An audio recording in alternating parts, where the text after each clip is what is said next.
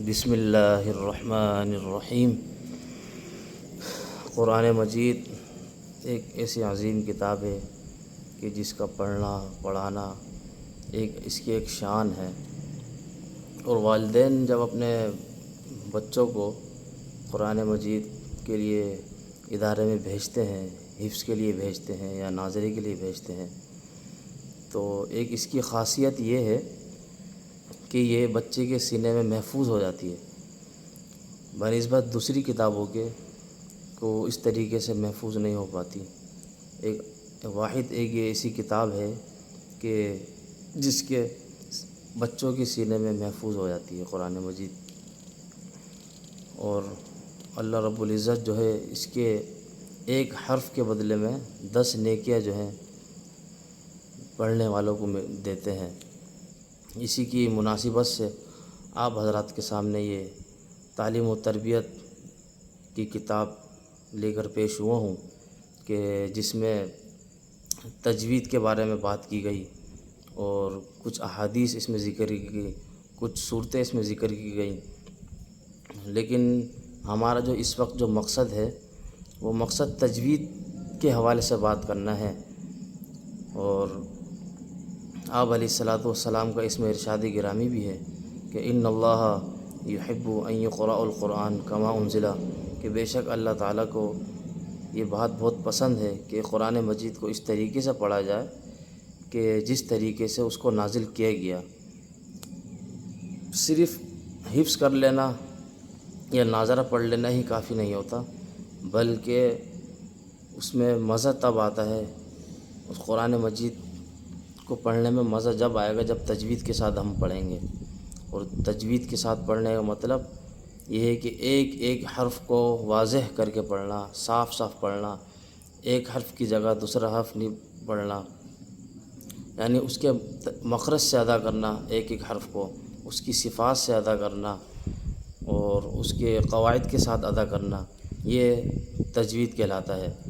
مخرج سے ادا کرنے کا کیا مطلب کہ مثلاً واللہ اعلم کو ہم عالم پڑھ دیں، اور صفات کی مثال میں آپ حضرات کو پیش کرتا ہوں کہ صفات کی مثال جو ہے واللہ اکبر کو ہم اللہ اکبر پڑھ دیں تو یہ پڑھنا اچھا نہیں لگتا، اور قواعد جیسے خلقنا کو ہم خلقنا پڑھ دیں کہ یہ ہم اس کے پڑھ لینے سے کیا نقصانات ہوتے ہیں کہ نماز بھی بعض اوقات ہماری چلی جاتی ہے، یعنی معنی چینج ہونے کی وجہ سے ہماری نماز بھی چلی جاتی ہے۔ تو مقصد بات کرنے کا یہ ہے کہ ہم تجوید کے ساتھ قرآن مجید کو پڑھیں، اپنے بچوں کو قرآن مجید کو جو ہے تجوید کے ساتھ پڑھائیں۔ تو اسی کی مناسبت سے اس تعلیم و تربیت کتاب ہے، اس کو رکھا گیا ہے، اس میں تجوید ہیں، اس میں جو ہے آگے سبق نمبر 1 سبق نمبر 2 سے ہم شروع کریں گے، لیکن صاحب کتاب نے ایک تمہید باندھی جو کہ میں آپ حضرات کے سامنے پیش کرتا ہوں کہ اللہ تعالیٰ کا ارشاد ہے کہ ورتل القرآن ترتیلا، کہ قرآن کو صاف صاف کر کے پڑھو۔ مزہ جو ہے میرے دوست اسی میں ہی ہے کہ قرآن کو ہم صاف صاف کر کے پڑھیں۔ قرآن کریم کی تلاوت اور اس کو یاد کرنے کا اللہ تعالیٰ کے ہاں بہت زیادہ ثواب ہے۔ رسول اللہ صلی اللہ علیہ وسلم کا ارشاد ہے کہ جو شخص قرآن کریم کی تلاوت کرے اسے ایک حرف کے بدلے میں 10 نیکیاں ملتی ہیں۔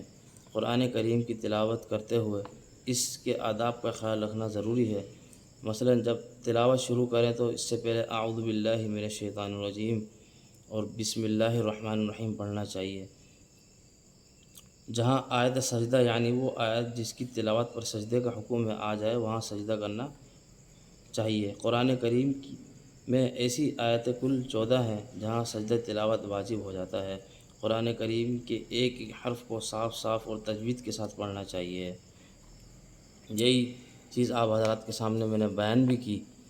بس اللہ تعالیٰ قرآن مجید کا پڑھنا پڑھانا قبول فرمائے، اور صرف خالی پڑھنا پڑھانا ہی نہیں بلکہ تجوید کے ساتھ پڑھنا پڑھانا قبول فرمائے۔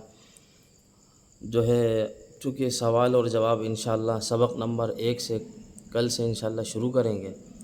ابھی چونکہ تمہید تھی آپ حضرات کے سامنے جو پیش کرنی تھی، انشاءاللہ آپ حضرات سے کل ملاقات ہوگی۔ والسلام علیکم ورحمۃ اللہ وبرکاتہ۔